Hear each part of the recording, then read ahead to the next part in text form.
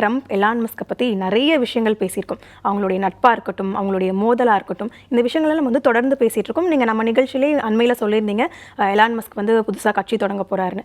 அதே மாதிரி இப்போ அவர் வந்து புதிய கட்சி ஒன்று தொடங்கியிருக்காரு. இப்போ இவங்க 2 பேத்துக்கும் இருக்கக்கூடிய மோதல் இருக்கு இல்லைங்களா, இது இன்னும் தொடர்ந்துகிட்டே இருக்குமா? இதுக்கப்புறம் இவங்களுடைய நிலைப்பாடு என்னவா இருக்கும்? இதில் என்ன நடக்கும் ஐயா?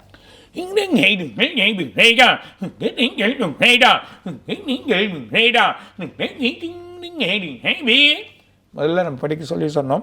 ட்ரம்ப் இவங்களுக்கு பிரச்சனைகள் வரும். ட்ரம்ப் வருவார், ப்ராப்ளங்கள் நிறைய ஃபேஸ் பண்ணுவார், அவரால் பெரிய குழப்பங்கள் ஏற்படும் சொன்னோம். அதுமாரி நடந்துன்னு இருக்குது, உலக நாடுக்கே நடந்துருக்கு. ஆனால் வழிமுறைகள், அதாவது உலகத்தையே காக்கக்கூடிய சில வழிமுறைகள் வந்து எப்படி இருக்குன்றது தெரியணும். ஆனால் இப்போ வரக்கூடியவர் ஆரம்பிச்சிருக்கிற கட்சி எலான் மஸ்க் இனோஸ் எவ்ரிதிங். அவருக்கு வந்து எல்லா வழியும் அவருக்கு தெரியும், அதோட தன்மைகள் எப்படின்றது தெரியும், எப்படி ஆளணும், எப்படி சின்ன சின்ன ஆளுங்களுக்கு எப்படி வழி போய் சேரணும்னு தெரியும். அப்போது இவரோட கட்சி முதன்மையாக வரும். எழுதி கொடுக்குறேன், இவரோட கட்சி முதன்மையாக வரும், மேல் நோக்கி வந்துடுவார்.